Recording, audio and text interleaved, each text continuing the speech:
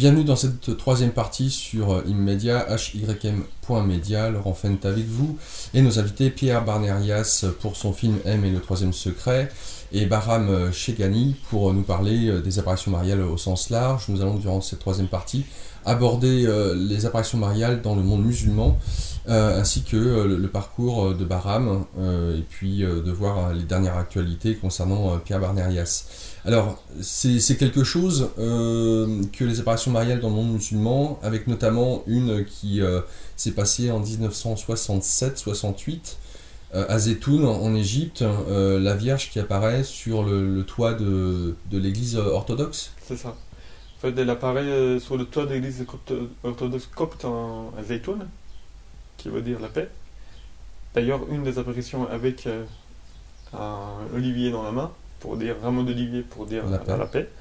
Et, alors cette apparition, ça a commencé devant l'église, il y a un petit garage, donc les techniciens y travaillent et ils voient une femme qui est sur le toit et ils pensent que quelqu'un qui va se suicider. D'ailleurs, un musulman qui passait par là avec un doigt complètement pourri qui devait être amputé le lendemain à l'hôpital, il pointe la dame et dit « Madame, ne sautez pas !» et son doigt est guéri. L'un parmi d'autres, parce qu'il y a eu des millions de guérisons, plus de musulmans que des chrétiens. Parce que ça se poursuit aujourd'hui, les apparitions, on ne sait pas quand, la fréquence est espacée, mais ça se poursuit aujourd'hui. On ne sait pas. Alors, à l'époque, c'était pareil, tout le monde... Alors, donc, les gens, ils vont à l'intérieur de l'église, ils appellent le prêtre, dès qu'il voit la dame sur le toit, il comprend tout de suite. Donc, à partir de là, pendant 3 ans, ça fait le tour du monde. Alors, c'était filmé par la télé, mais c'est pas très diffusé. Même à l'époque, ils l'ont passé sous silence. Ça gênait énormément. L'Église catholique ne l'a pas reconnu parce que c'est pas adressé à l'Église catholique. Ce qu'il a fait là-bas, il l'a jamais fait pour l'Église catholique. Ça veut dire pour la première fois, elle a apparu à tout le monde.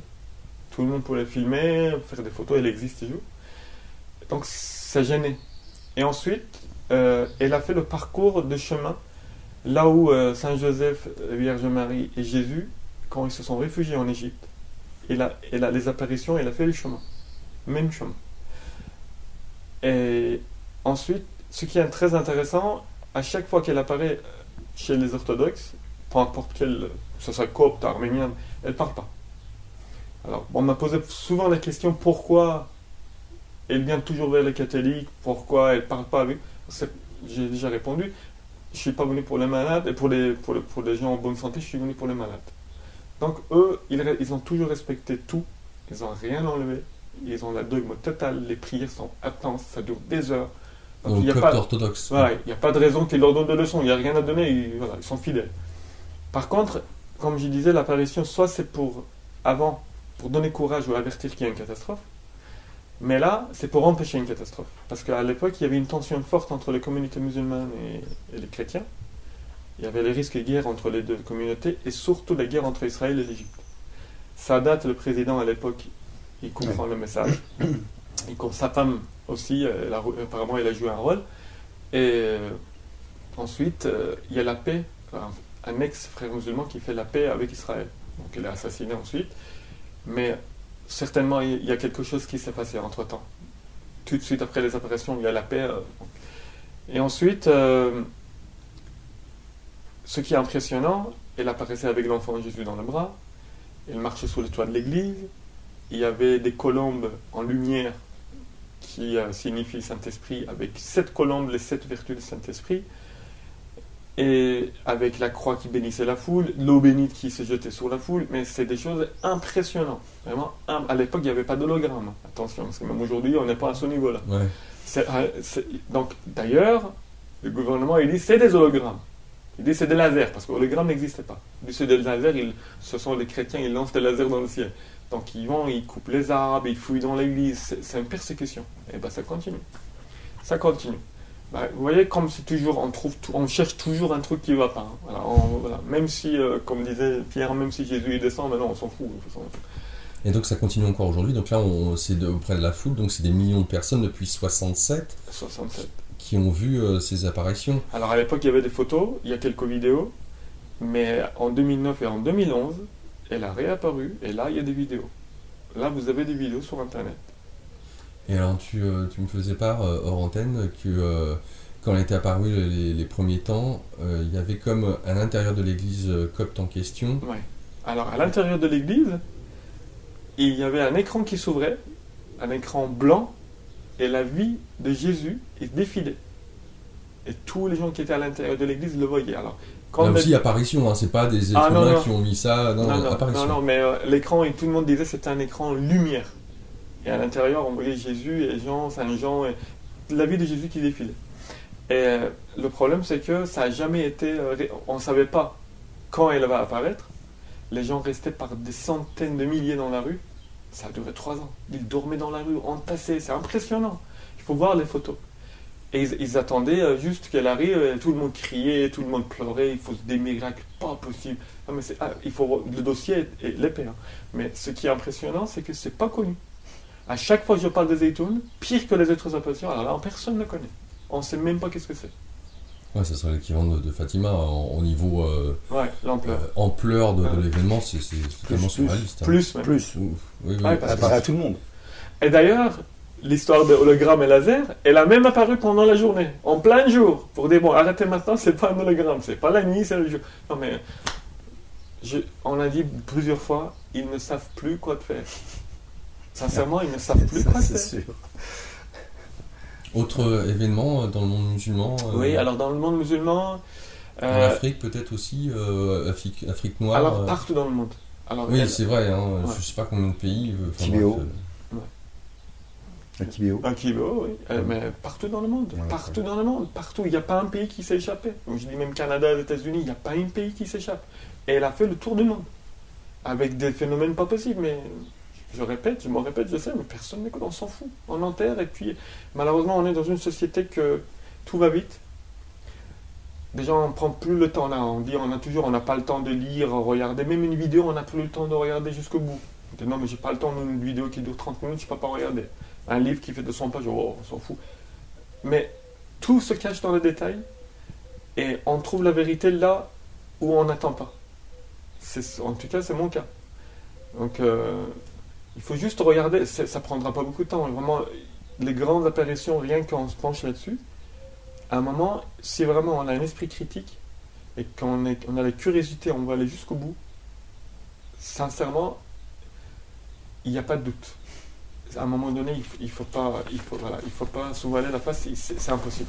Alors pour ce qui est du monde musulman, est-ce qu'il y a d'autres éléments oui, alors comme ça en Syrie, elle a apparu. Alors pareil, par contre en Syrie c'était vraiment avant que la guerre commence en Syrie. Oui, donc quelle année? Alors je ne me souviens pas, c'était juste avant la guerre de Syrie. C'était dans la banlieue de Damas. Oui, c'est ça. Et c'était en quelle année? C'est une bonne question. Juste avant que l'Amérique de Daesh et tout ça, avec toutes ces histoires de guerre civile et tout. Je crois que c'était en 96 ou 98. Ouais. D'accord, on n'était pas encore passé dans le nouveau millénaire. Et elle apparaissait d'ailleurs, ils ne comprenaient pas pourquoi elle vient, parce que elle leur donnait, c'est la première fois qu'elle a parlé aux Coptes. Elle leur a donné, moi je l'ai déjà dit, elle donne juste une prière pour leur donner la force. Et quand les massacres ont commencé, ils ont compris pourquoi elle est venue les encourager, ayez courage. D'accord, ok. D'autres éléments qui seraient importants de mentionner ou apparitions dans le monde musulman? Dans le monde musulman, non. C'est vrai peut-être ailleurs, hein, je sais pas, parce qu'on a vu au tout début de l'émission, on avait commencé avec les apparitions de Mexico. En Inde, il y a un grand sanctuaire en Inde, où la Vierge est apparue également, Vilaï Pakani ou un truc comme ça, un nom assez grand. C'est dans le sud de l'Inde. Ça aussi, c'était aussi assez étonnant. Il y a un grand sanctuaire marial là-bas.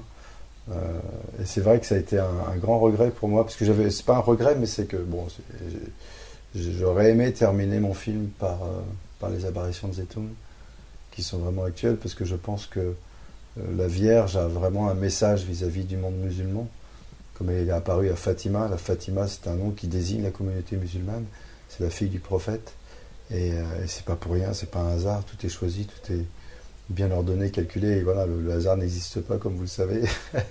donc terminer le film par Zaytoun aurait été mais j'ai fait 1h50, donc il y avait pas c'était déjà un film assez long, mais oui, c'est impressionnant, il y a forcément un sens qui est très fort, mais ce qui est d'autant plus impressionnant, c'est le silence médiatique sur ces phénomènes, sur ce phénomène. Parce que c'est quand même incroyable de savoir que la Vierge est apparue à tout le monde en Égypte et qu'il n'y a quasiment pas eu d'écho. En France, dans les médias, ça aurait dû faire la une de l'actualité pendant 10 jours, quoi. Donc voilà, c'est triste, mais c'est comme ça, quoi. Alors il s'avère que quand la Vierge nous veut, elle déploie des moyens considérables. C'est des grosses productions. Hein. Ouais. La preuve donc pour toi, Bahram, donc tu l'as dit au début de cette émission, tu es d'origine iranienne, ça fait 14 ans que tu es en France. 16 ans. 16 ans, excuse-moi. Ouais, et à la base, donc, culture athée, puisque père communiste, mais petit à petit, orientation vers la religion musulmane, et à nouveau athée. Athée. Ouais, à peu près. Donc, comment, d'ailleurs, je serais intéressé de savoir comment est-ce qu'on peut passer de, athée, musulman ou religieux, pourquoi pas, mais de là à retourner dans l'athéisme. Donc c'est quoi le truc? Qu'est-ce qui s'est passé dans ta tête, si je puis dire, la manière dont tu te percevais au monde, pour passer de l'un à l'autre, et puis de retour à l'athéisme? Comment ça se passe? En fait, il faut connaître la société iranienne. C'est une société très paradoxale. Alors, vous voyez les gens qui se déclarent musulmans, mais à la maison, c'est pas la même chose. Alors, il faut savoir qu'en Iran, il y a l'alcool, il y a la fête, il y a tout. Tout est caché. Et pas qu'en Iran. Et puis, le problème, c'est que à la télé, à l'école, partout, surtout à l'époque, après la Révolution, on est bombardé des messages. Donc, moi, j'avais que 13 ans. Donc, à un moment ou à un autre, vous êtes attiré. Mais mon père était, communiste, mais quelqu'un de très cultivé. Très, très cultivé. Un livre d'histoire à lui tout seul. C'était impressionnant. Et lui, il m'a raconté l'histoire, etc. Et puis, j'ai peur, c'est pas la peine. Et puis, je suis tombé sur des mauvais livres, surtout. Malheureusement, des livres qu'on retrouve aujourd'hui dans le monde qui très subtilement passent l'idée que toutes les religions sont inventions humaines. Donc ces livres-là, ils m'ont convaincu que la religion, de toute façon, l'idée de Dieu, c'est une invention humaine. D'accord. Et surtout que la phrase de mon père, il disait on est tellement égoïste et qu'on n'a pas envie de mourir, donc on invente une religion, un Dieu pour... Vraiment, ça a joué. Donc je suis retombé... j'y croyais toujours en un créateur, mais pas plus. De temps en temps, je parlais avec un créateur. Tu es là, tu as créé le monde, merci, fais-moi ceci. Vraiment, comme si tu demandais à quelqu'un, donne-moi ça, donne-moi ça. Et il me le donnait à chaque fois. Mais je ne me posais jamais la question, comment ça se fait que tu demandes et tu l'as. Pour venir en France, je priais venir en France. Je suis venu en France. Ma venue en France, c'est un miracle. Parce que quand je suis arrivé, c'est pas la première fois en fait, en 2002, c'était la 3e fois. En 2000, quand je suis venu et que je suis rentré en Iran, on m'a mis sur la liste rouge. Moi, je ne savais pas. Qui est sur le gouvernement? Le gouvernement français. Ah, d'accord. J'étais sur la liste rouge parce que ils savaient que je veux demander mes papiers et que je voulais demander. Et on ne savait pas, on ne savait rien du tout. Je retourne en Iran, je demande un nouveau visa touristique, c'est refusé la première fois. Je demande une deuxième fois et c'est accepté. Alors, à l'époque, ils l'ont accepté, les visas de tout le monde étaient refusés. On m'accepte. J'arrive en France. Avec mon frère, on va à la préfecture pour faire des démarches pour les papiers. C'est très drôle. C'est là qu'on a compris. Une dame qui est là et prend mon passeport et regarde sur l'ordinateur, dit vous êtes venu comment? Moi je parlais pas encore français. Mon frère il dit il est venu en touriste, en avion. Il dit non, c'est pas possible. Il appelle. Là, il y a des policiers qui arrivent et tout, ils regardent sur l'ordinateur, ils disent non, mais il est sur la liste rouge, comment il est arrivé? Ils ont même vérifié mon visa. Ils pensaient que c'était un faux visa. Non, c'était pas un faux visa. Et là, mon frère m'a dit, tu devais pas être là, tu étais sur la liste rouge. Ouais, un miracle. Ah oui, déjà, il y a un problème là. Déjà, ma venue, il y a un problème. Alors, je vous dis, tout ce que je raconte, je l'ai compris il y a très récemment. Je n'ai jamais fait le lien de tout ce qui s'est passé depuis ma venue. Donc tu arrives en France, ouais. Tu t'installes, tu Comment tu te positionnes comment par rapport à cette foi ou non-foi d'ailleurs, je sais pas. Ouais. En fait, tu parles des Français, nos foi des Français ou le mien? Non, la tienne, en France. En France, je suis arrivé, moi je suis venu parce que j'ai pas eu de vie en Iran. La répression, etc., on n'avait droit à rien. Vraiment, à l'époque, c'était horrible. Donc moi, je suis venu pour profiter et rattraper ma jeunesse. En fait, beaucoup d'Iraniens, quand ils quittent l'Iran, ils viennent en Europe, ils viennent pour ça. Et d'ailleurs, beaucoup tombent dans la débauche. Quel âge tu as aujourd'hui? J'ai 43 ans, y compris moi. On beaucoup dans la débauche, dans la drogue, parce qu'on sent qu'on a tout raté et là, on veut se rattraper, on fait tout et n'importe quoi. Je comprends, bah oui, les interdits. On fait tout et n'importe quoi. Donc, alors, c'est drôle, dès que je suis arrivé, il y a un truc qui se passe. On va vers la famille de ma femme, la famille de ma belle-sœur, ça veut dire la femme de mon frère, qui sont des cathos. À l'époque, on va vers eux. Et là, Jésus, déjà, il commence. Et il commence à parler Jésus, etc. Et là, déjà, il y a une petite réaction. Ça me touche. Je commence à pleurer. Mais je ne comprends pas pourquoi. Ça passe. Je rejette. Je vis ma vie. Je rencontre ma femme. Alors, il faut savoir que ma femme, pareil, avant de me rencontrer, il rencontrait un garçon qui est catholique et qui lui parle de Jésus, etc. Elle ne veut pas. Elle travaille pour un monsieur qui est catholique. Elle n'arrête pas de lui parler de Jésus. Elle ne veut pas. On se rencontre. On fait presque le même parcours. Et puis, on vit notre vie. Je lance ma business et tout. Ça marche très bien, super et tout. Et crise de 2008 arrive. On tombe. Et en chute, il faut savoir que moi, je suis tombé très bas. Je suis tombé très très bas dans la drogue, vraiment bas de chez bas. Et ensuite, il y a une chose qui est importante. Quand tu es en Iran, ou dans les pays tiers-monde, les gens, ils pensent qu'ici, c'est le paradis. Ah oui. Tu arrives ici, tu prends des claques. Oui. Et ensuite, j'ai commencé à me poser des questions. J'ai dit, mais qu'est-ce que c'est que ce bazar? Surtout dans le monde de business, je me suis rendu compte tout de suite que tout est verrouillé. Tout de suite, j'ai compris. Si tu gagnes trop, l'État, il te taxe. Les fournisseurs sont plus chers que les supermarchés, etc., etc. J'ai vu tout était verrouillé. Et là, je me suis posé la question. En 2009, le premier mot que j'ai mis sur le monde des NASA, je commençais mes recherches. Le premier mot que j'ai mis sur Google, qui dirige le monde? Je me suis posé la question. J'ai dit, il y a un problème, il y a un hic. Et là, ça a commencé. De 2009 jusqu'à aujourd'hui. J'ai même arrêté de travailler 3, 4, 5 ans. Je faisais des recherches matin, midi, soir. Je faisais que ça. Et je commençais à découvrir les sociétés secrètes, etc., etc. Je suis parti même dans la science. Je voudrais comprendre la malaise. Ce qui me gênait, c'est cette souffrance des gens dans le monde et indifférence des autres. Et surtout, par exemple, je voyais en Afrique, tout le monde souffre, les Africains s'en foutaient. Je voyais, mais je parlais avec même des Africains, ils s'en foutaient complètement. On est en Afrique, on est là, on s'en fout. Chacun sa vie. Et ça, je ne comprenais pas. De mon ami qui m'engueulait, il me disait, mais tu ne vas pas te rendre malade pour tout le monde. Je lui dis, mais c'est pas possible. Mais pourquoi tout le monde s'en fout? Et en même temps que j'avançais dans mes rôles, alors la science, les ovnis, physique quantique, tout ce que tu peux imaginer, EMI, NDE, machin, je suis parti dans tout. Et quand vous passionnez, j'allais à fond. Vraiment, j'allais jusqu'au bout des sujets. Ah bah surtout si t'as que ça à faire bah pendant oui, 4 ans. Voilà. Je faisais que ça. Ouais, et même quand je travaillais, dès que je rentrais à la maison, je commençais. Des fois jusqu'à 2h du matin. Et ensuite, j'ai compris à peu près dans quel état on est. Mais il n'y a pas de spiritualité. Jusqu'à ce que je tombe sur l'histoire des ovnis. Ah là, c'est pas passionné, c'est possédé. C'est vraiment obsédé. Je deviens obsédé par des ovnis. Alors ça, c'est la pire période de ma vie. Déjà, je commençais à chercher, je connaissais l'histoire des ovnis sur le bout des doigts. Je connaissais tout.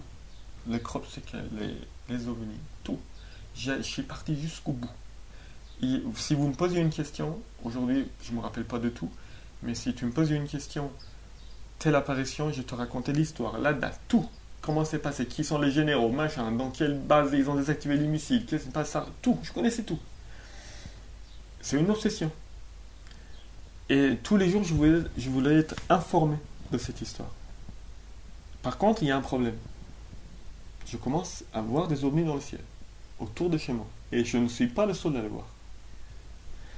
Je ne suis pas le seul. Mon frère était avec moi pendant la finale de Coupe du Monde 2006. Entre les demi-temps, on va fumer une cigarette. Excuse-moi, j'ai pas 2006, 2000, Coupe du Monde. Là où Zidane il a donné un coup de boule, je me rappelle plus d'accord, mal. je sais Alors, peu pas. importe. On 2008. va de.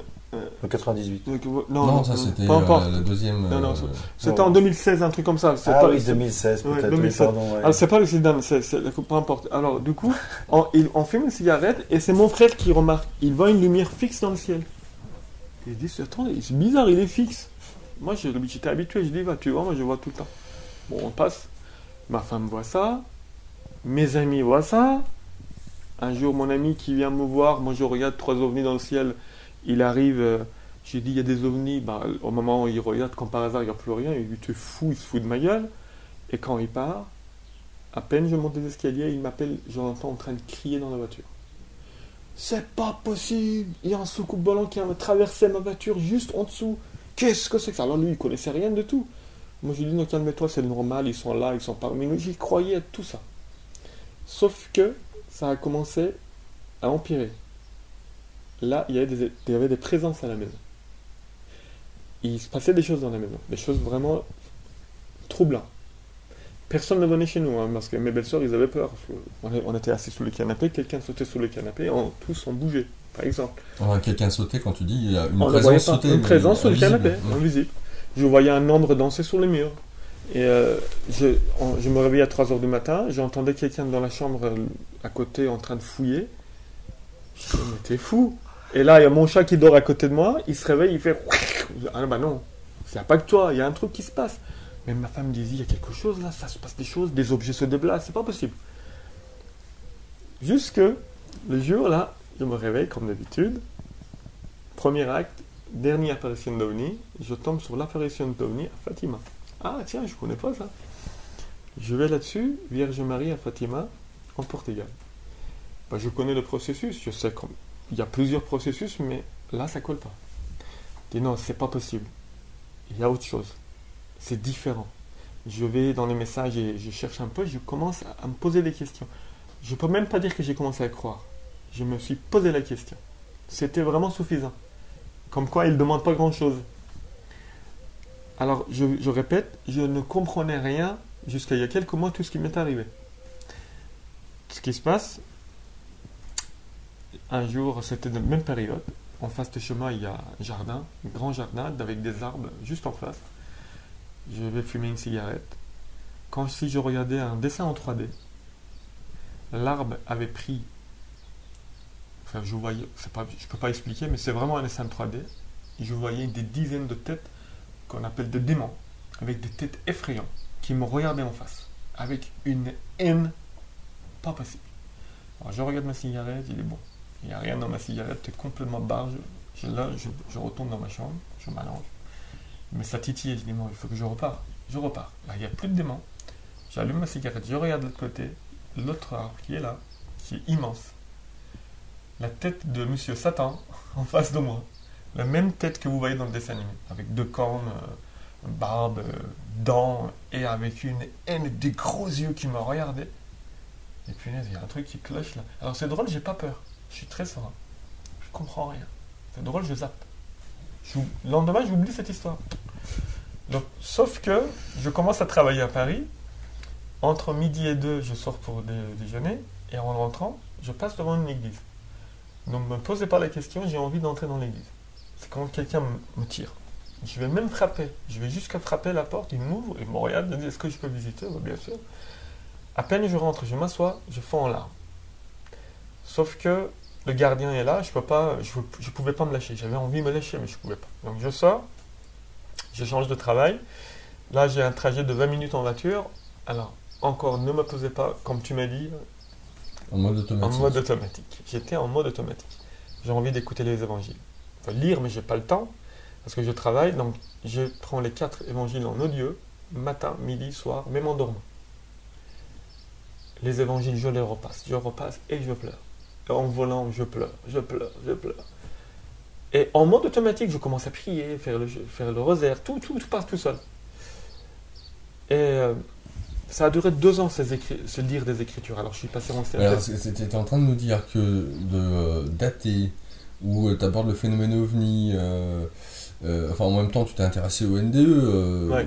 et au EMI, donc tout ça, tous ces sujets-là laissent envisager l'existence de l'après-vie. Donc déjà, rester entre guillemets athée en ayant ces sujets d'études, c'est un peu particulier. Ce que je note dans ton discours, c'est que dès le moment où tu touches le phénomène OVNI, tu as un glissement assez subtil qui se fait vers un appel vers la religion catholique, puisque tu parles des testaments, l'Ancien, le Nouveau, ou bref, la Bible, quoi. Et notamment de certaines apparitions que tu calcules pas, comme si c'était une sorte de rêve, comme si c'était une sorte de Watt, mode automatique encore une fois, puisque tu parles des apparitions de ces visages de démons dans les arbres, sans pour autant que ça te... Ça ne me perturbait pas. Là. Voilà. Je ne comprenais même pas. En fait, c'est après que j'ai compris. C'est ensuite que j'avais les réponses. Les réponses venaient tout seul. C'est très marrant. Pendant toutes ces années de recherche sur les ovnis, je ne suis jamais tombé sur les chercheurs très connus, très célèbres, qui ont été réprimés et qui ont compris qu'est-ce que c'est ces phénomènes. Ils disent que ce sont des démons, qu'ils prennent des formes de tout et n'importe quoi. Et ils disent que tous les chercheurs qui parlent de ça, ils ont arrêté des enlèvements au nom de Jésus. Ils ont arrêté des phénomènes ovnis avec une croix au nom de Jésus. Ils passent sous silence. On ne les donne pas la parole. Et c'est là que je tombe sur ces gens-là. Sans, je répète, je ne cherche pas. Pour aller voir maintenant les ovnis, je les ai arrêtés. J'ai compris qu'est-ce que c'est. Mais les vidéos, ils venaient toutes. Je tombais tout de suite sur les vidéos et je voyais un Américain, un Français, très célèbre français. Je t'en donnerai les références. Tu pouvais le mettre dans le film. Et bah, il parle, il les dit. Il dit pourquoi vous ne donnez pas la parole à ceux qui peuvent arrêter les enlèvements, à ceux qui peuvent arrêter le phénomène ovni. Pourquoi on n'a pas la parole? Pourquoi nos livres ne sont pas publiés? Et il y a beaucoup d'Américains qui parlent. Mais non, on ne laisse pas parler. Et c'est là que j'ai compris. En fait, c'est vraiment, il m'a fait comprendre, c'est un piège, ne rentre pas dedans. Là, vraiment, j'étais victime de ce phénomène. Et ensuite, j'ai compris aussi, quand j'étudiais la vie de beaucoup de saintes dans l'Église, à chaque fois que Jésus et Marie veulent intervenir et faire quelque chose, avant, il y a une présence démoniaque, d'une manière ou d'une autre. Et il expliquait beaucoup de saints que le démon, il sent qu'il se passe quelque chose, il vient faire tout le possible, mettre le paquet pour que tu ne t'approches pas de ce phénomène. Et ce que tu me dis, par exemple, pour te dire, qu'après j'ai fait la remarque que c'est démoniaque, parce que en voyant l'histoire de NDO et EMI, ça m'a réconforté, parce que je n'y croyais plus. J'ai dit, ah tiens, il y a une vie, c'est pas possible. Je suis parti jusqu'au bout. Et c'est juste après que je commence à avoir réconforté, l'OVNI arrive, entre guillemets, et qu'est-ce qu'il dit dans les ovnis? Il n'y a que 20% des hommes, entre guillemets, qui ont une âme, et les ovnis, ils détectent et ils les enlèvent. Les autres, ils n'ont pas d'âme. Il y a toujours la notion de désespoir, la trouille. Et là, déjà à l'époque, j'ai cru, j'ai dit, punaise, j'espère que j'ai une âme. Donc, oui. Donc, après, c'est devenu incertitude. Encore, on rentre dans l'incertitude. Rien n'est certain. Une fois qu'on tombe dans l'incertitude, c'est le malin. Il y a un problème. C'est très particulier ce que tu nous dis, Bahram, parce que on a abordé ça déjà à la fin de la deuxième partie. Que ce soit à travers les Amérindiens, je faisais écho, le chamanisme, certaines trans ou voyages multidimensionnels. Il y a des clairvoyants qui peuvent sortir de leur corps et qui rencontrent des êtres d'autres dimensions. Voilà, alors ça peut aussi se passer très bien quand il y a ces rencontres, au même titre que ça peut se passer entre guillemets très mal, façon de parler, quand effectivement il y a des abductions, des gens qui sont enlevés et qui ont le sentiment d'être l'objet d'expérimentation, etc. Enfin, c'est très large. Large, oui. je ne sais pas du tout comment enfin, tu l'exprimes très bien d'ailleurs, je ne sais pas du tout, c'est pas le bon terme, tu l'exprimes très bien, en tout cas ton expérience t'a fait vivre et ressentir ces choses-là, donc moi je mets pas du tout ça en cause. L'interprétation peut-être qu'on pourrait en faire après, je ne sais pas aussi, ça t'est vraiment personnel. Moi, au regard de mon travail, de mes années de recherche, je mets tout ça non pas dans un côté avec une vision manichéenne, blanc en noir, bien en mal. C'est beaucoup plus subtil que ça, à mon sens. Aussi, pour petite expérience, ce matin, non, c'était hier soir. On parlait donc hors antenne, où je te faisais part de ce livre que j'ai trouvé extraordinaire, Voir Paris et mourir, qui est une expérience de mort imminente, paru aux éditions Jardin des Livres, de cet homme, Howard Storm, professeur d'université d'art plastique aux États-Unis. On est en 1985, donc il croit en rien, et à l'approche de l'été, il décide de partir avec sa classe ainsi que sa femme faire le tour des musées d'Europe. Il arrive en juin 85 à Paris. Là, il a une perforation de l'abdomen, de l'estomac, et le liquide digestif se répand dans les intestins. Tout est en train d'être digéré, si on peut dire ça comme ça. Bref, direction l'hôpital. Seulement, puisqu'il commence à faire beau à cette époque de l'année, il n'y a pas de chirurgien pour l'opérer. Là commence son expérience de mort imminente. Et il va passer de l'enfer littéralement au paradis. Enfer, il y a, oui, certainement. J'en vois et je fais écho au film de Chico Ravière, Nos Solars, Notre Demeure, où on voit effectivement le passage d'une âme, entre guillemets, qui passe de ce qu'on pourrait qualifier du purgatoire, peut-être, au paradis s'il en est. Enfin, ce film est très intéressant pour avoir une certaine vision. Encore une fois, moi je ne dis pas que c'est comme ça réellement, je dis que c'est une vision qui pourrait être intéressante au regard d'autres visions, comme Howard Storm, qui finit par prier Dieu alors qu'il n'y croit pas, a une rencontre avec Jésus où il ressent un amour énorme. Je la fais courte pour les internautes. Howard Storm lui dit, bon alors t'existes, t'as vu le merdier sur Terre, qu'est-ce que tu fous ? 85, je rappelle, guerre froide, et le bloc de l'Est et le bloc de l'Ouest qui sont sur le point de lancer la petite bombe, on ne sait pas trop. Et Jésus lui dit non, t'inquiète pas, ça ne se passera pas. Et puis si c'est le merdier, bah écoute, c'est vous qui décidez, hein. Vous avez le libre arbitre, vous avez décidé de faire sans mon père, donc voilà où vous en êtes.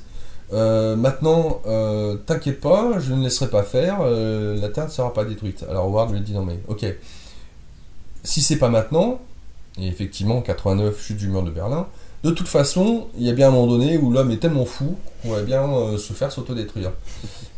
Et là, Jésus l'emmène dans un endroit particulier, et Howard regarde autour de lui, il dit mais on est où là ? On est au paradis ? Il fait non, on est sur Terre dans 200 ans. Et qu'est-ce que voit Howard ? Il décrit donc une humanité dont la principale activité sera d'élever les enfants. D'élever dans le vrai sens du terme. Il décrit que les humains sont habillés avec des tuniques très simples, style amérindien, mais très raffiné, pas de technologie, que les seuls métaux qu'il voit, c'est dans les ornementations, bijoux, ceintures, bracelets, ce genre de choses, que lorsqu'un humain sera malade, d'autres se mettront autour de lui, imposition des mains, prière, et guérira automatiquement. Si on a faim, on parle aux plantes, ça pousse, ça sort directement. L'être humain sera en communication avec d'autres mondes,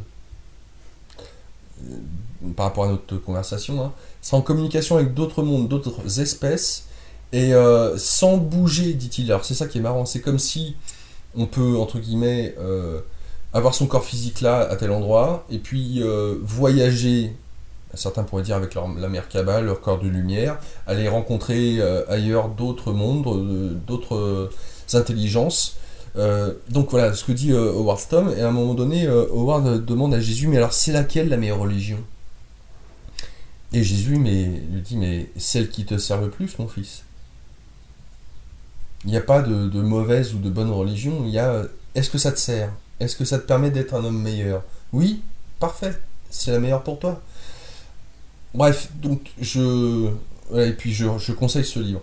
Tout ça pour dire que pour tout ce qui a trait aux apparitions, aux phénomènes ovnis, etc., si effectivement il y a d'autres mondes, d'autres univers, et que ces êtres ont eux la possibilité de bouger, de voyager dans d'autres dimensions, et de venir nous visiter, notamment par rapport à des sphères lumineuses. Peut-être que ces sphères lumineuses sont des esprits. Peut-être que les crop circles sont faits par ces esprits et qui se matérialisent sous cette forme. Tout à fait. Peut-être, je n'en sais rien. Et peut-être que Jésus venait d'une de ces sphères. Peut-être.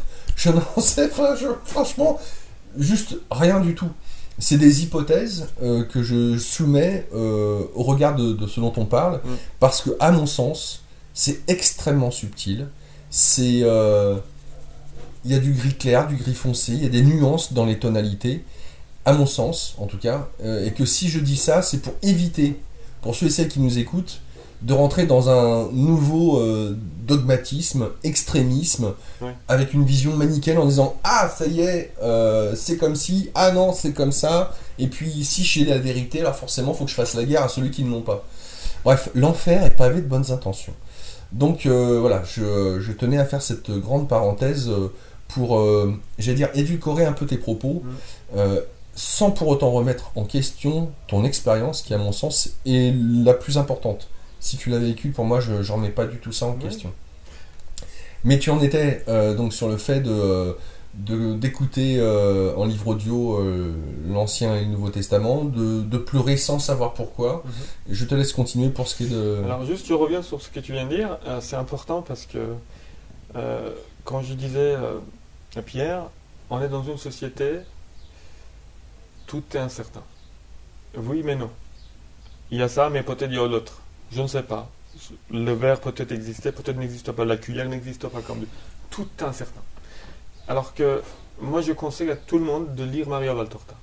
Maria Valtorta. C'est l'évangile. De Jésus. Alors normalement, le livre devrait, comme dit Maria Valtorta, le livre, il devrait s'appeler l'évangile tel que Jésus m'a révélé. Pas tel qu'il m'a été révélé, mais ils l'ont modifié. Il faut le lire en sachant qu'est-ce que c'est Maria Valtorta. On a parlé. Voilà. Et écoutez ce qu'il dit. S'il venait d'une autre planète, il disait « je viens d'une autre planète ». Il ne dit pas ça. Il parle de firmament. Il parle de tout. Vous écoutez, faites vos recherches. Il dit que mon royaume n'est pas de ce monde.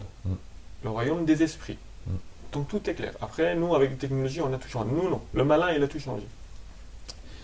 Sans autant pour rentrer dans l'extrémisme. Pourquoi? Parce que Jésus, encore, pour confirmer tes paroles, dans Maria Valtorta, à 2 reprises, il dit à ses apôtres, qu'est-ce que c'est une religion? La religion est l'amour de celui vers lequel on veut y aller. Tout est dit. Ce que je disais l'autre soir après ta diffusion de ton film à tout le monde, tu étais présent. Imaginez, Jésus, Fils de Dieu, il descend sur terre, d'un autre royaume, d'un autre monde, que tout ce qui vient revient de la vie, ils ont du mal à le décrire. C'est pas la même loi, c'est pas la même chose. Ils descendent, ils vont nous dire, bon, il faut faire ça et ça pour partir là-bas. Il n'a pas d'autre solution que créer un dogme. Il faut créer un dogme, une église, des rites. C'est Saint Paul qui ne l'a même pas rencontré qui a posé les bases du dogme. Après, il y a Pierre. C'est pas Saint Paul. Non, c'est ça. Non, c'est André et Jude de Thaddée qui sont partis en arménien. C'est faux. Parce que je suis parti dedans et je suis dans la même église. Donc, c'est eux qui ont créé la première église avec des rites que Jésus leur a donnés. D'accord. Ah, non. Ok. Donc, en fait, ce qu'il faut comprendre, la messe, la vraie messe, c'est revivre la dernière passion, le dernier dîner, le Pâques. C'est le revivre ça. C'est ça la messe. D'où il dit bouvez mon sang. Peu importe. Peu importe. Comme elle dit Vierge Marie, elle dit la même chose. Elle n'a pas dit forcément toi tu vas au paradis, les musulmans ils vont en enfer. Non. C'est pas la guerre, c'est la paix. Elle dit, en plus elle le répète, elle dit ceux qui sont catholiques qui se confessent, ceux qui ne sont pas catholiques qui confessent en Dieu, qui se repentent, mais voilà, s'améliorer, quoi. Il faut toujours aller vers le meilleur. Par contre, on parlait des ovnis, c'est vrai, c'est mon expérience personnelle, mais pas que. Comme j'ai dit, il y a énormément de vrais chercheurs qui sont partis jusqu'au bout, qui ont étudié des abductés. Ils sont tous arrivés à la conclusion qu'il y a quelque chose de mauvais derrière. Je te donnerai le lien, tu mettras les gens s'ils s'intéressent, mais on n'en parle pas. On n'en parle pas. Il y en a qui ont été tués, des chercheurs. On les a tués à 2 reprises, accident, jusqu'à ce qu'ils meurent. Je te donnerai tout. Je connais. Voilà, donc du coup, après, pas on encore. va aborder ça, mais Ouais. c'est pour ça que Ouais. si en l'occurrence je suis ouvert à écouter Bien sûr. Oui. tous les sons de cloche, Ouais. c'est parce que je ne me fiche pas en disant ça c'est la vérité ou Bien ça sûr. c'est faux. Ouais. Je reste ouvert à des éventualités, des potentialités. Et c'est à mon sens, au regard de tous ces sons de cloche que j'ai écoutés depuis bon nombre d'années, c'est très subtil. C'est beaucoup plus subtil que il ne pourrait paraître. Bien sûr. Si effectivement Jésus dit ma demeure n'est pas de ce monde, de quelle demeure parle-t-il? Parce que demeure, ça peut être peut-être une dimension. Et quand on dit dimension, si effectivement, entre guillemets, la réincarnation existe, mais vu que le temps n'existe pas, peut-être qu'on peut parler de passé, présent, futur existe simultanément. Peut-être qu'on peut parler de multidimensions, où l'âme s'expérimente elle-même à travers de multiples dimensions.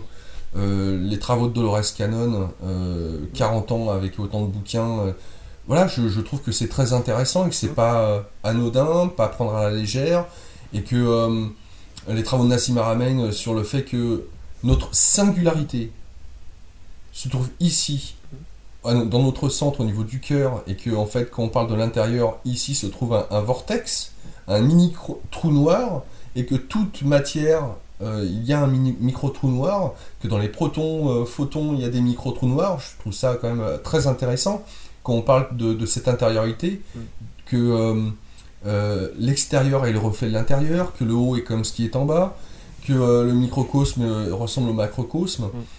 Et effectivement, dans toutes les formes à travers le monde, on retrouve cette fameuse spirale, ces tores. Je trouve ça étonnant que finalement, peut-être que ces mondes, au lieu de se trouver à l'extérieur, peut-être se trouvent-ils en nous, tout simplement. Bah oui. Bah en fait, comme dit Jésus, vous êtes le temple de Saint-Esprit, donc c'est aussi simple que ça. Gardez le temple pur. En fait, on a envie de tout compliquer. C'est ce que j'ai fait. On complique tout. On va dans ce que j'ai fait. Hein, personnellement, et je pense que beaucoup de gens qui sont intéressés, ils font la même chose. Ils vont dans tous les domaines, ils cherchent. Il a dit, je suis la vérité, le chemin et la vie. Mais personne n'écoute. On ne peut pas être plus clair. Deuxième chose, la vérité est très simple. Sincèrement, honnêtement, j'ai eu du mal à le comprendre. Je sais que le chemin est l'amour. Mais qu'est-ce que c'est l'amour? Très bonne question. L'enfer est pavé de bonnes intentions, on l'a dit. Ouais. Qu'est-ce que c'est l'amour? Alors, on dit l'amour, aimer. Non, mais comment aimer? J'ai mis du temps pour comprendre ça. Et peut-être encore aujourd'hui, je crois que je l'ai compris, mais je ne l'ai pas encore compris. Parce que l'amour qu'il a, lui, c'est autre chose. Mais on peut que s'améliorer dans l'amour. Jusqu'à ce qu'on soit prêt pour mourir pour celui qui a envie de me tuer. Ça, c'est l'amour parfait. Mais vous voyez, c'est pas évident. Donc, en fait, on complique tout. Au lieu d'aller dans tout ce bazar, tout simplement, comme tu dis, si on travaille sur nous-mêmes, le monde sera dans un même meilleur état. Je renvoie les internautes, parce que ce dont on parle, qui peut être simple et complexe à la fois, tout dépend de là où on se place, je les renvoie à la magnifique émission que j'ai pu faire avec Denis Marquet, La véritable philosophie du Christ, Oser désirer tout. Et il y a le deuxième, Aimer à l'infini, ça sera pour une autre émission prochainement. Mais oui, je te rejoins totalement. Je fais une parenthèse parce qu'on n'a pas entendu Pierre sur tout ça. Est-ce que tu as un avis sur ce dont on parle, Pierre? Je vous écoute avec un intérêt qui grandit au fur et à mesure. Non, j'ai absolument pas d'avis. Non, je suis très peu au fait du phénomène des ovnis. des ufologues dont je ne connais pas. Donc je ne vais pas m'aventurer sur ce terrain, c'est un terrain que je ne connais pas, mais encore une fois, là où je rejoins Barham, l'amour, voilà, pour moi, c'est ma religion, si tant est, le christianisme c'est une religion, ça on a déjà discuté, mais l'amour, quoi, aimer, quoi, et aimer comme je vous ai aimé, c'est merveilleux, quoi. Et puis si, par contre, ce qui est intéressant, c'est que je pense que si l'homme avait plus conscience de sa finitude, mais une finitude qui amène à une autre vie, c'est-à-dire qu'on est tous faits pour l'éternité, et c'est le but de mon prochain film, je pense que le monde serait complètement différent.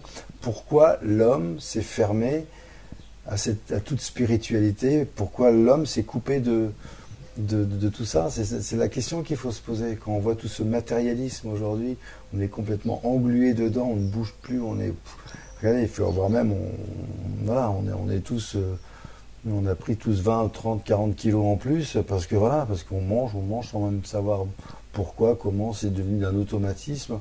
On s'est coupé, on s'est coupé de là-haut, quoi. Du sacré. Du sacré, le sacré au sens large. Donc qu'on soit bouddhiste, musulman, chrétien, l'essentiel c'est de faire le bien, quoi. Le bien. Être bon. Et c'est, pour revenir au propos de la Vierge, c'est ce qu'elle n'arrête pas de répéter depuis quasiment 33 ans maintenant à Medjugorje, et qu'elle redit ici ou là d'une façon parfois très violente, en pleurant des larmes de sang, en disant mais quand est-ce que vous allez comprendre, quoi?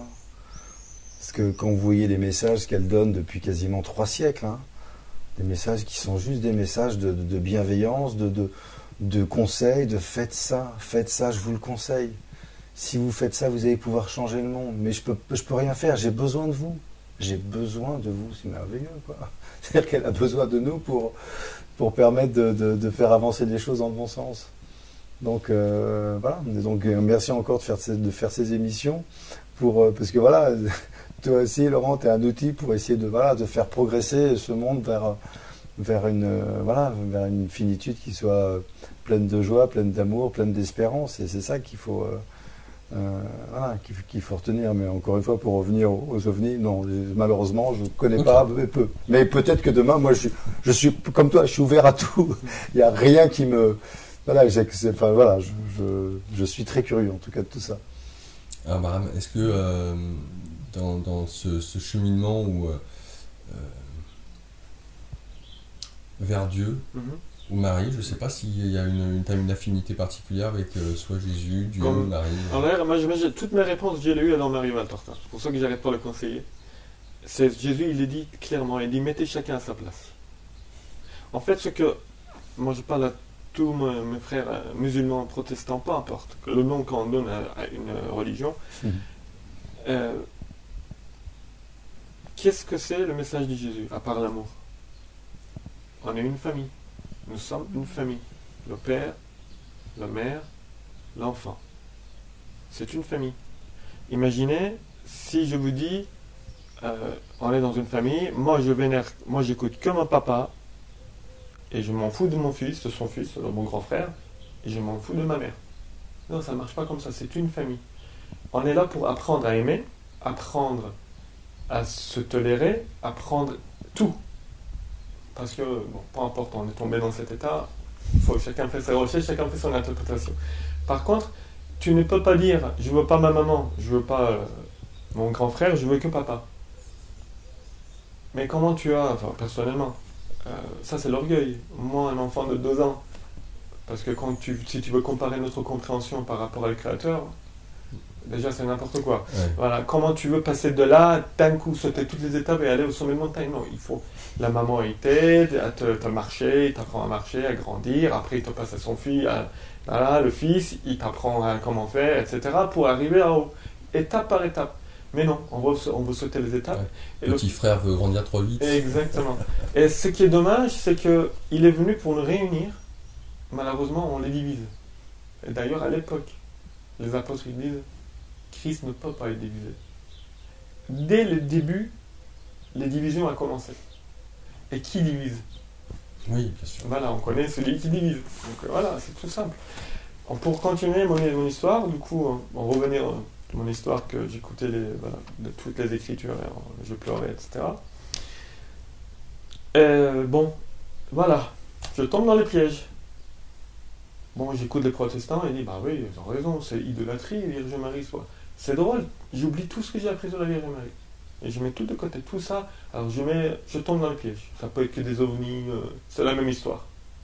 Tu vois, c'est drôle quand même moi-même, malgré tout, je tombe encore dans les pièges. Je mets la Vierge Marie de côté, je fonce. Le problème, c'est que quand tu mets la Vierge Marie de côté, il n'y a plus de prière. Ou, s'il y a des prières, c'est pas la même chose que le chapelet. Je le conseille à chacun qui l'expérimente, vous verrez. Il n'y a plus de chapelet, il y a des petites prières. Et je commence à dérailler, je commence à déraper par-ci, par-là. C'est pas stable encore le chemin. Ma vie n'est pas encore stable. Il y a plein d'incertitudes, il y a plein de choses qui se passent. C'est pas normal. La paix n'est pas encore là. Je tombe sur une vidéo, il y a un monsieur qui dit faites ces prières. Vous remerciez Jésus pour tout ce qu'il a fait, qu'il est mort sur la croix, et dites-lui faites de moi la personne que tu souhaites que je sois. Bon, moi je le fais. Encore en mode automatique, le matin je vais au travail, je le fais, j'arrive au travail, tous les jours. Ma mère, elle vient l'année dernière, tous les ans en été, elle vient me rendre visite, elle vient d'Iran. Alors elle arrive avec un collier de Vierge Marie. Déjà, ça, il faut le faire. Mais tu m'expliques comment ta mère, femme d'un athée communiste, t'amène un... Ne m'explique pas, je sais pas. D'accord. J'ai pas d'explication. Ok, c'est ok. Voilà, elle arrive avec un collier. Alors en plus, je suis déçu. Je dis, bon, que tu me ramènes la Vierge Marie, moi je voudrais Jésus. Que tu m'as pas amené une croix. En plus, c'était en or massif. Bah, laisse tomber, je vais la vendre. Qu'est-ce que tu appelles comme collier? C'est une médaille, tu veux dire? Ouais, bah, je sais pas qu'est-ce que c'est. Je vois juste un collier avec le dessin de Vierge. Je connais pas. Je connais rien de catholicisme. Je connais rien de rien. Bon, je le mets dans la boîte, je le mets dans un coin. Je dis bon, je vais la vendre. Basta, je me débarrasse.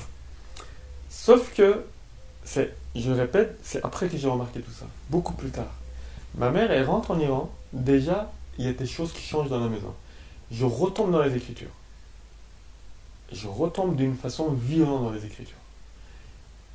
Et jusqu'à ce jour-là, je me suis dit, c'est dommage. Tu te remets à lire. Ah, je remets à lire. Et ensuite, il y a des choses qui se passent. C'est qu'encore en automatique, je suis seul pendant 3 jours à la maison, mercredi, jeudi, vendredi. On est au mois de novembre, l'année dernière. Je me suis dit, tiens, je suis seul, je me mets à la maison tout seul, je ferme tout, je vais lire et je vais écouter l'évangile. Une retraite que je ne sais pas que c'est une retraite. En même temps, j'installe un hôtel, que je ne sais pas qu'est-ce que c'est un hôtel, mais je le fais. Je commande le statut, je commande la croix. Je fais tout, automatique. Je commence à lire, en plus je ne fais pas beaucoup de prières, 5 minutes, 10 minutes par là, j'écoute l'évangile par-ci par-là, en plus je jure de temps en temps, je fais tout. Et vendredi, je mets le film de Mel Gibson, La Passion de Christ. Vers 16h, lors de la crucifixion de Christ, j'arrive aux scènes, là il l'arrête, il commence à le frapper. Et le cracher sur son visage et tout le bazar. Et que pour rappel, c'est pas tout, parce que dans Maria Valtorta, c'est 10 000 fois plus violent que ce qu'on imagine. C'est dur d'écouter Maria Valtorta quand elle parle, c'est effrayant. Et déjà, là, quelqu'un, ne me pose pas la question, je sais pas. Mais quand quelqu'un me fait comprendre, regarde ce qu'il a fait pour toi. Là, j'éclate en pleurs. Mais éclaté en pleurs, je frappe avec les 2 mains sur la tête. Je dis, pauvre misérable, j'ai rien compris. Et là, à ce moment, il me prend un poids lourd, il part. Là, je sens quelque chose qui quitte mon corps, il part. Je deviens léger quand même, vraiment plus. Comme une feuille. S'il y avait un vent, je vais sentir que je vais partir. Là, je ne peux plus regarder le film. Je coupe, je ne peux plus rester à la maison. Chaleur, amour, calme. Je ne peux pas expliquer. Je n'ai jamais vu. Depuis, je n'ai jamais vécu ça. Je mets mes vêtements, je prends la voiture, je dois sortir, je vais rouler et tout. Sauf que je ne sais pas qu'est-ce que c'est. Je ne comprends pas et j'étais propre. Je sortais Tu te sentais propre. Ah oui, je sortais de machine à laver, toute propre. Là, je ne voulais pas retourner dans le monde. Je me suis dit, je vais me ressalir, mais on n'a pas le choix. Bon, je reviens, et là, je me suis dit, c'est dommage. Je connais l'évangile par cœur. pourquoi Jésus ne nous a pas dévoilé sa vie en détail? Je dis cette phrase, le lendemain je tombe sur Maria Valtorta. Et là j'ouvre Maria Valtorta, je commence, et il parle de Marie d'une manière, sauf d'avoir un cœur en pierre, c'est impossible de résister, parce qu'il parle de Marie, qui elle est, quelle est sa place. Alors là, je tombe sur l'autel, je commande un statut de Vierge Marie, je me mets à genoux pour demander pardon, pareil, je tombe en pleurs, mais en pleurs, avant même que j'ouvre ma bouche. Et à partir de là, ça commence. Là, ça explose, l'expérience explose. Je prends le chapelet, alors je n'ose pas encore. Je dis, bon, si tes chapelets, c'est une idolâtrie, encore la même question. Donc j'ai dit, bon, écoute Seigneur, tu as fait tout ça, est-ce que je dois prier le chapelet? Je m'endors, le lendemain matin, sur le mur, j'ai un dessin de demi-chapelet qui apparaît sur le mur. Je commence.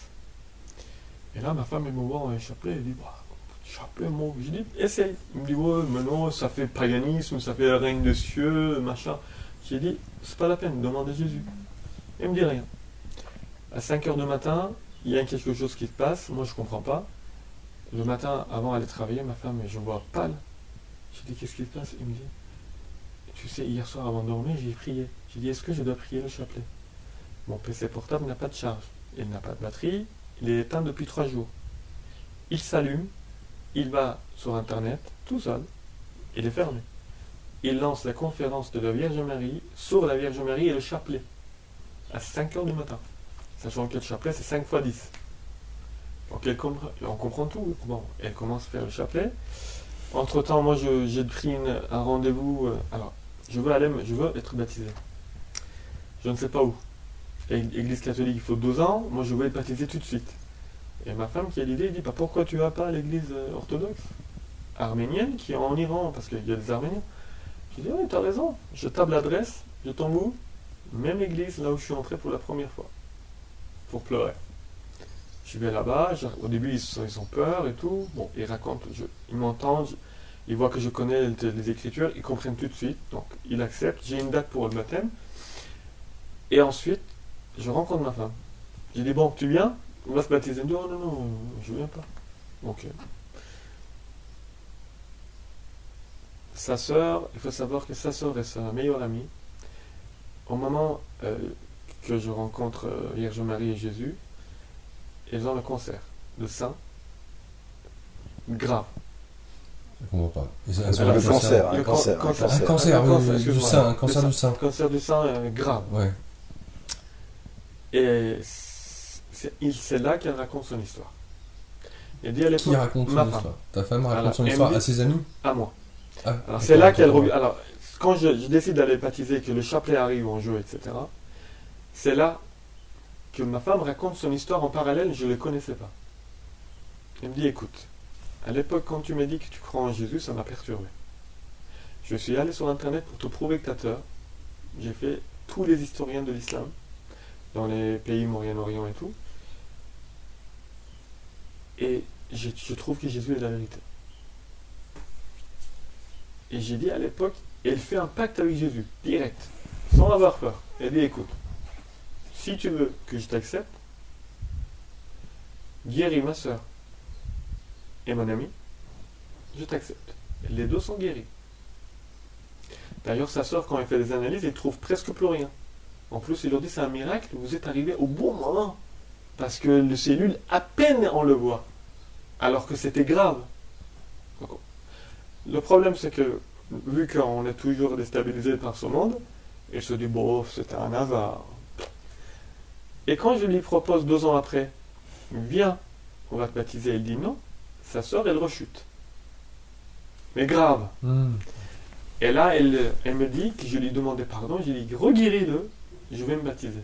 Elle reguérit. Et là, on va se baptiser. C'est fou quand même. Hein. Ensuite, avant d'être baptisé, il y a en mode automatique, j'avais envie d'aller me communier. Absolument. Je voudrais aller à la messe et communier. Cette période-là, je faisais plus de recherches sur Internet. J'ouvrais Internet, il y avait des vidéos qui s'affichaient. Je tombais sur des vidéos. Si vous pensez au hasard, comme dit Pierre, hasard n'existe pas. La preuve, depuis, je tombe plus sur les mêmes vidéos. Impossible de retrouver. Je le retrouve même pas. J'essaie de le trouver, je ne le trouve plus. je tombe sur une vidéo de Marie-Julie Gianni, là où Jésus, il y a 100 ans, il lui dit, il se plaint de diminution de l'importance de la messe, quand on le vit aujourd'hui, de le manque au Saint-Sacrement, que les gens ils le prennent en main, etc. Et qui dit, je suis dans l'hostie, les gens ils ne croient plus. Quand j'étais né dans la grotte, il faisait froid, humide, mais les bras de ma mère étaient là pour me réchauffer, mais là il n'y a rien, je suis là pour vous, mais vous négligez, vous n'y croyez pas, vous êtes en péché mortel, c'est effrayant là, c'est effrayant. Et vous mettez pas, il mettait en garde, j'ai compris, c'est une mise en garde. Tu veux aller communier, ok, mais fais attention. Juste avant cette envie d'aller communier, il y a un autre phénomène qui se passe. Je commence à voir tout le mal que j'ai fait en image. De là, en reculant en arrière. Des jours présents Des jours présents jusqu'à mon enfance. Alors, enfance. jusqu'à mon enfance. Par contre, c'est par épisode. Parce que j'ai fait tellement de bêtises. Non, mais est-ce que c'est quelque chose que tu fais consciemment, comme te remémorer tes... Non, ça venait tout seul. Ah ouais. Alors, des fois, j'avais même des images. C'était... Je ne peux pas expliquer. C'est comme vous êtes dans un monde parallèle. J'étais déconnecté du monde. J'étais déconnecté. Ça passait. Des choses que j'avais jamais pensé. Je m'en foutais. Je disais, mais tout ça... Moi, péché, il fallait me connaître pour que... Alors, ça passait... Ça m'étouffait, je pleurais, je demandais pardon. Ça coupait. Ça reprenait. Ça coupait. Ça reprenait. Et je reculais. Jusqu'à l'enfance. Et je tombe sur la parole de l'évangile.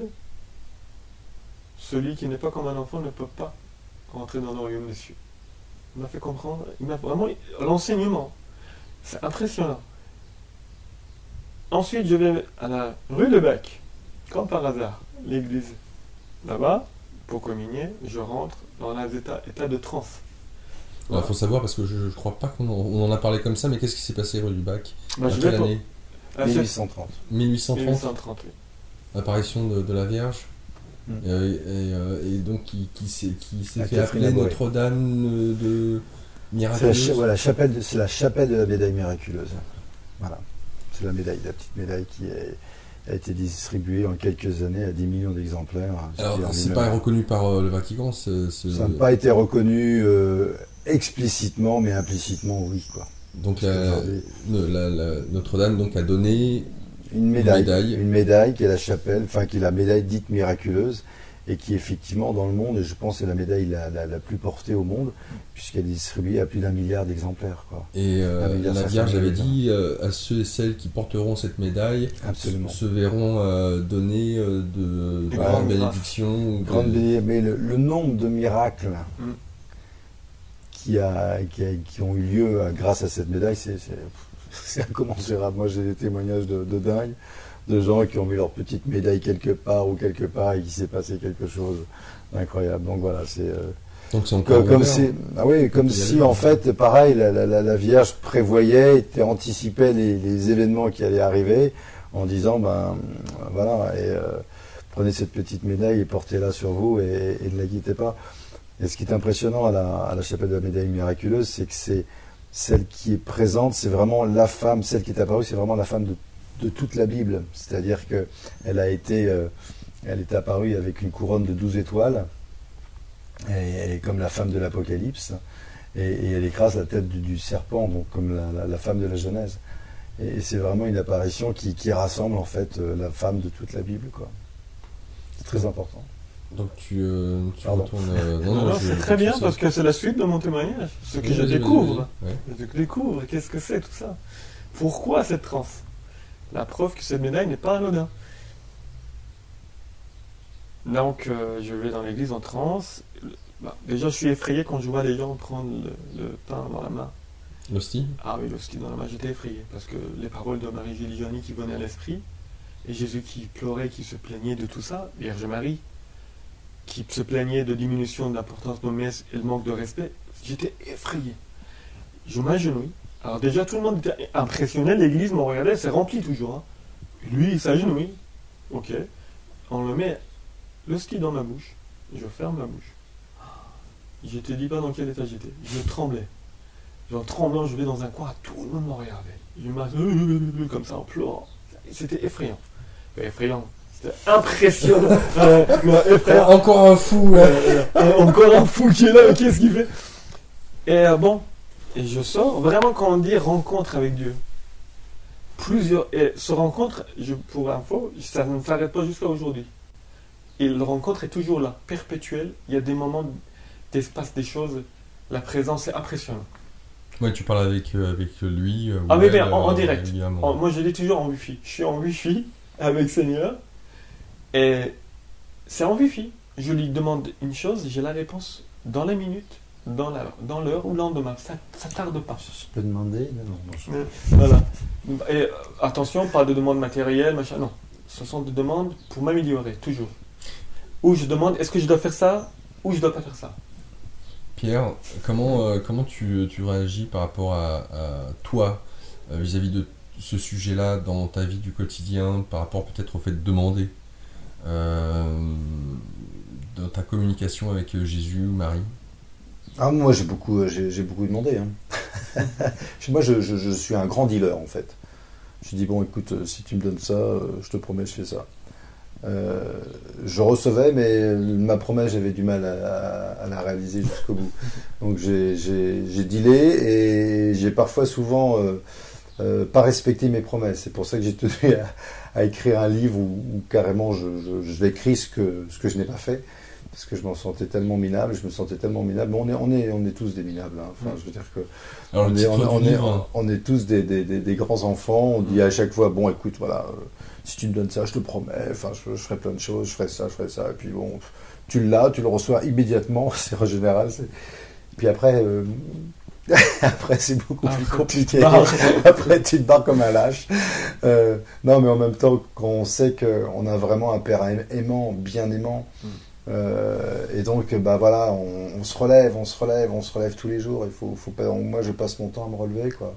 Je passe mon temps mais bon, bah, j'espère que voilà, d'être meilleur, c'est mon ultime. Voilà, c'est le seul but que je me fixe dans la vie, c'est de faire entre guillemets sa volonté. Moi, c'est ma seule prière, quoi.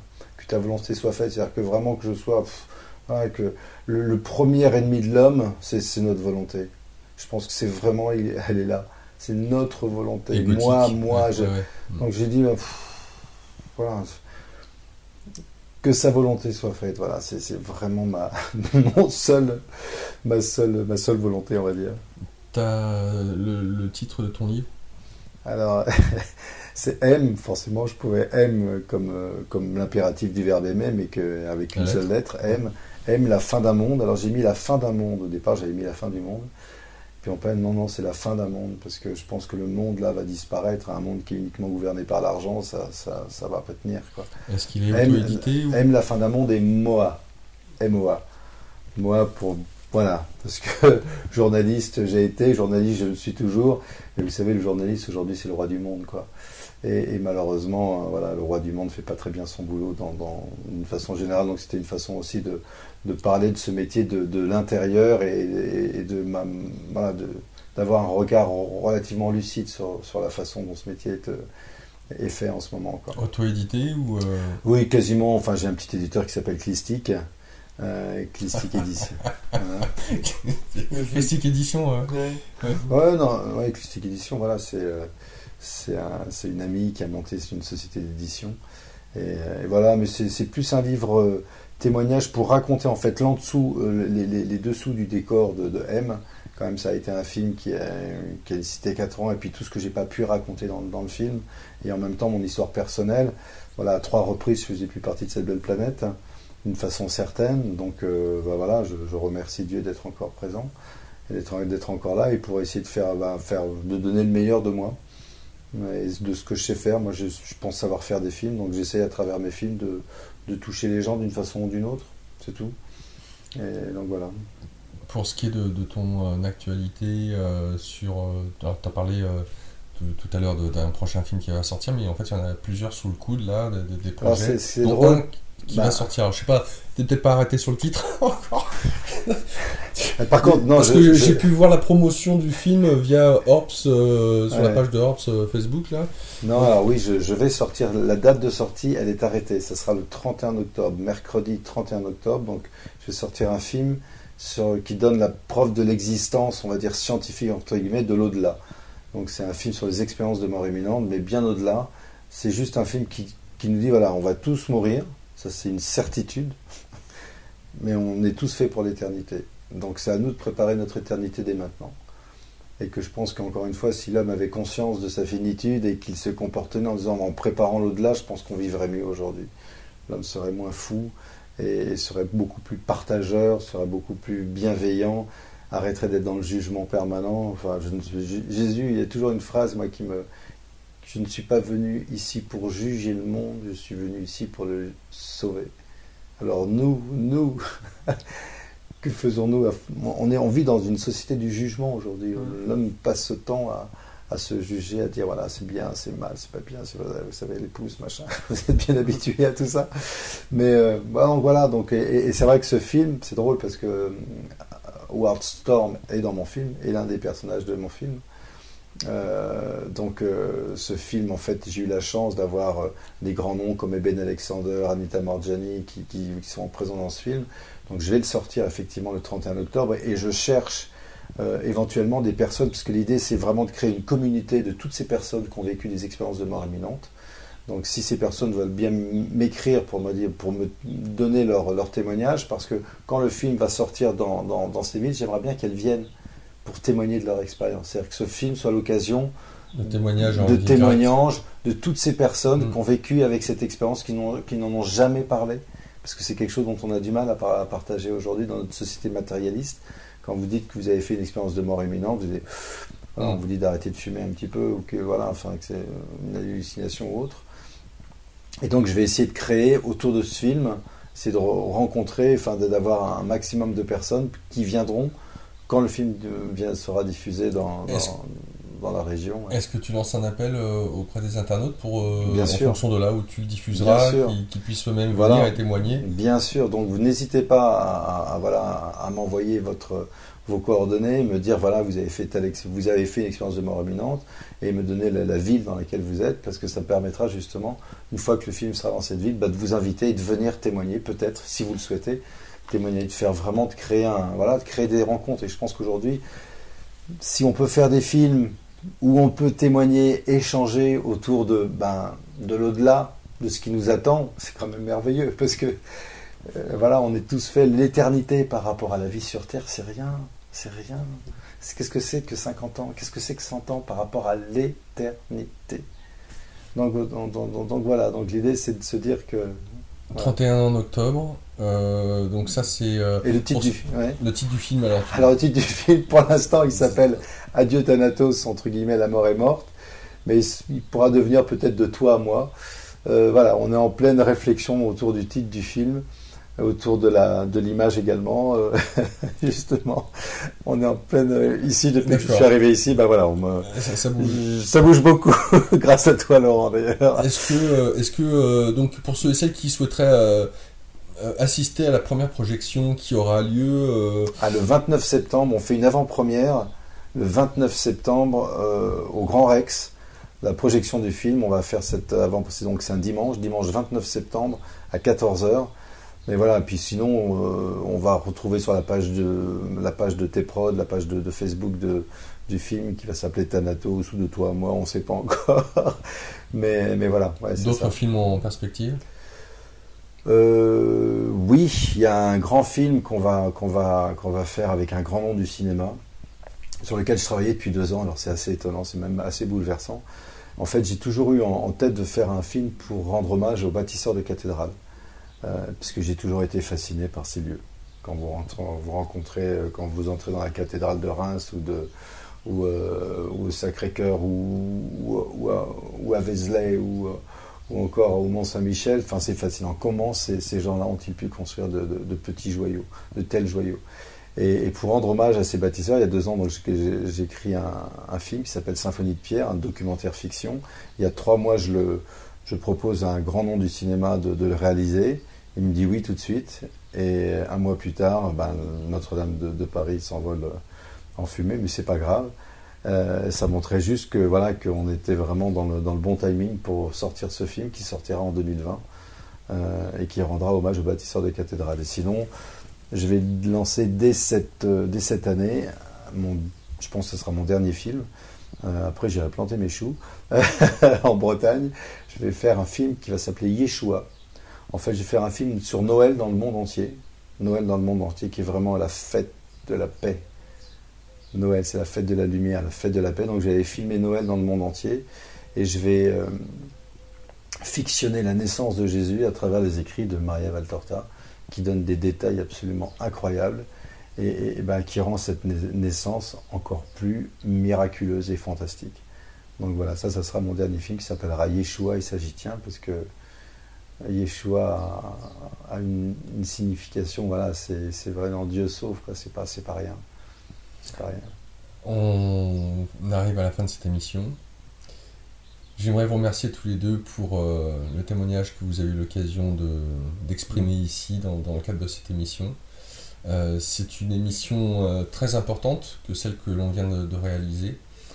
J'espère que vous aurez tous les deux, puisque, encore une fois, pour ceux-ci qui nous écoutent, il y a vos mails dans l'article qui est consacré à cette émission, donc n'hésitez pas à les contacter pour en savoir plus, peut-être, leur poser vos questions ou les rencontrer, puisqu'il y a aussi bien pour Bahram l'occasion de le rencontrer, il est très accessible, très abordable. Et puis pour ce qui est de Pierre, c'est très simple aussi. Donc n'hésitez pas, franchissez le pas si vraiment vous en avez envie. Puis l'occasion aussi de venir, parce que M et le troisième secret continue de tourner en France. En France, et puis surtout là, il part ça y est, il va enfin être sorti, il va sortir en Asie. Donc ça, c'est une belle fête. Là, il est déjà sorti à Hong Kong. Là, il va sortir au Portugal en octobre prochain. On a 7 versions de prêtes. Et puis là, l'idée aussi, c'est de... Moi, c'est la raison pour laquelle j'écris ce livre. D'abord, c'est pour rendre hommage, et dans tous les détails de ma petite vie, à cette femme qui est vraiment la femme la plus extraordinaire que j'ai pu connaître. Et donc, avec ce livre, c'est l'occasion également de ressortir ce film. Et d'autant plus qu'avec toutes les informations maintenant que j'ai, grâce, entre autres, à Bahram, c'est important de continuer de mobiliser, d'autant plus que je vois vraiment les gens sont touchés par ce film. Les gens sont vraiment touchés. Clair. Donc on vous invite bien entendu à travers cette émission à vous procurer le DVD ou aller voir directement une séance, puisque ça tourne dans les C'est mieux de le voir en salle, c'est vraiment mieux de le voir en salle. C'est bien de le voir sur un petit écran, parce qu'il faut... Mais en salle, vous êtes vraiment pris et puis vous ne pouvez pas sortir. Les prochaines projections en France de M ? C'est pas encore. Là, on est en train de les installer. Et en fait, c'est tout à chacun de faire venir ce film, dans sa commune. On a la chance en France d'avoir un maillage. Il y a énormément de salles de cinéma. Il y a plus de 5000 salles d'expédition. Donc, allez voir votre cinéma, demandez-lui l'heure de diffuser ce film. Et moi, je viens avec grand plaisir répondre aux questions, vous donner des informations. Peut-être que je serai accompagné de Bahram, parce qu'il a aussi des informations intéressantes à donner, et c'est bien de créer des échanges autour d'un film et de donner des réponses aux questions que, en général, les téléspectateurs se posent en regardant ce film. Bon, en tout cas, je vous souhaite bon vent. Merci à toi, Laurent. Que l'esprit puisse vous accompagner et vous porter bonheur et joie. Merci à toi, et vraiment, je tiens à le dire, ça fait plaisir de voir que il y a des médias encore qui existent, des médias alternatifs, on dirait, mais pour donner autre chose. Donc merci à toi, et puis vraiment surtout bonne continuation et continue. Merci beaucoup.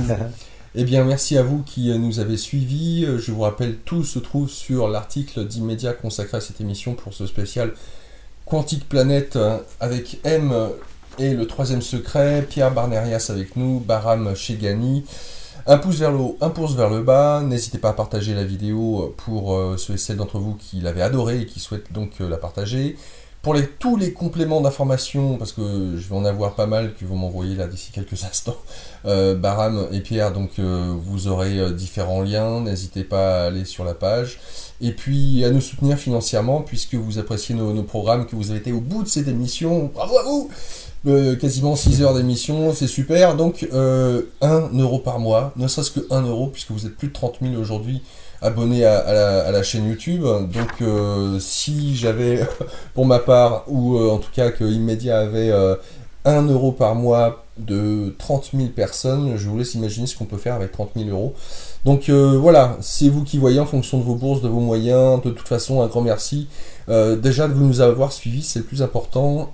Au mois prochain, non, peut-être pas, parce que c'est l'été quand même et que je suis assez fatigué. Je vais aussi me reposer pour vous préparer la rentrée. Merci en tout cas de votre soutien et à bientôt. Au revoir.